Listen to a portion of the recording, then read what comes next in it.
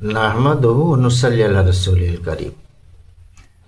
সম্মানিত দিনী ভাই বন্ধুগণ, আজকে প্রশ্ন উত্তর মাধ্যমে শিরক কুফর শিক্ষার ৬ নম্বর প্রশ্নের উত্তর দেওয়া হবে।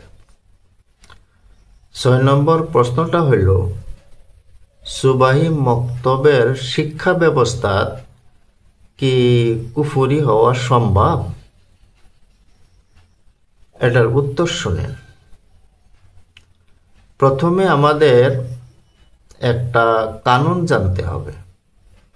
এটা সব ইমানদারের উপরে এই কথাটা জানা জরুরি। কানুনটা হইল, যে জায়গাত গুনাহ আছে ওই জায়গাতে কুফরি হওয়াটা সম্ভব।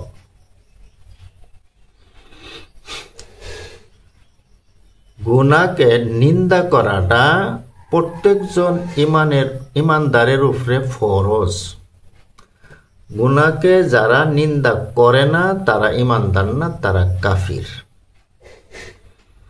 এই কয়টা কথা প্রত্যেকজন মুমিনের জানিয়ে রাখা জরুরি।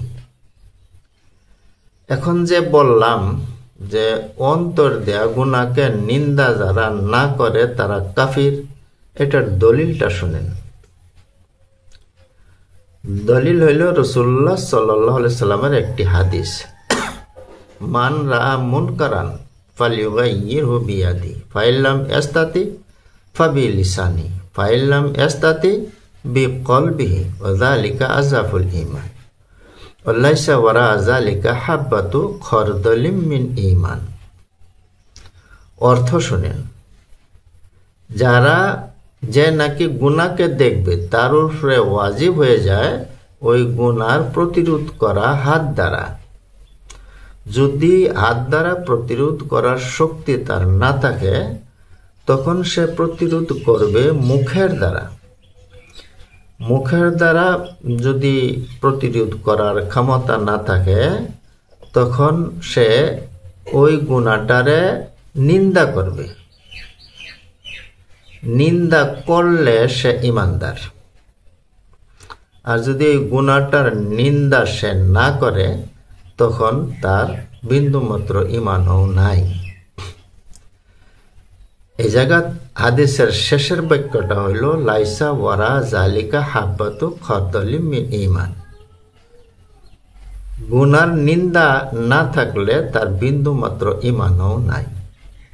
এই হাদিস দিয়ে আমরা পাইলাম যে প্রত্যেকজন ইমানদারে এই কাজ করতে হবে। গুনাহ দেখলে এই গুনাহটার নিন্দা অন্তর দিয়ে করতে হবে, এটা জরুরি। আমরা দলিল পাইলাম।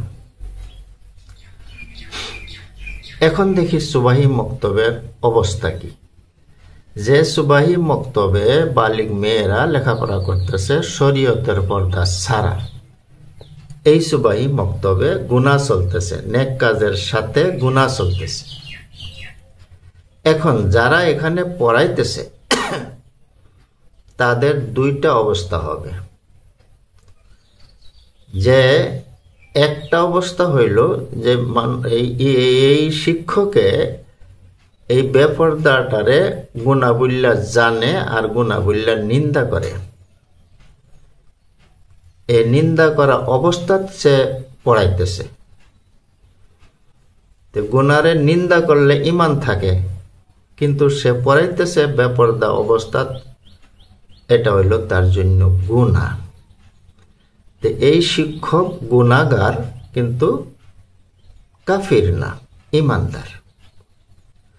আর যে শিক্ষকের অন্তর এই কথার ঘৃণা নাই যে আমি বালিগ মেয়েরারে পড়াইতেছি, এটা গুনাহ, এটার নিন্দা তার নাই, এই শিক্ষকটা কাফির। কারণ আগের হাদিসে আপনারা পাইছেন গুনার নিন্দা থাকতে হবে, নিন্দা না থাকলে ওই মানুষটা কাফির। তো এখন এখানে কি পাইলাম?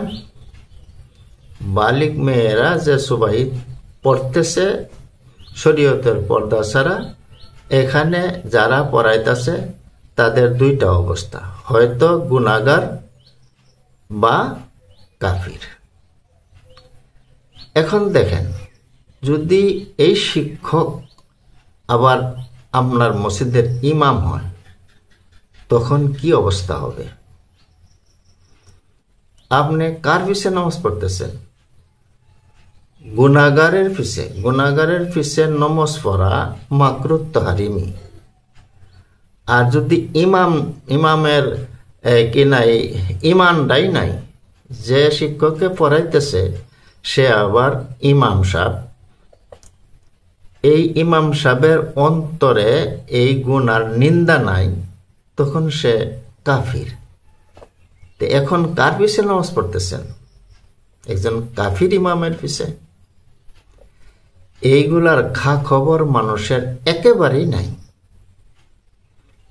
এই জন্য আমি এইগুলা প্রশ্ন করিয়া উত্তর দিতেছি, যাতে মানুষ এই মহাবিপদ থেকে উদ্ধার হইতে পারে।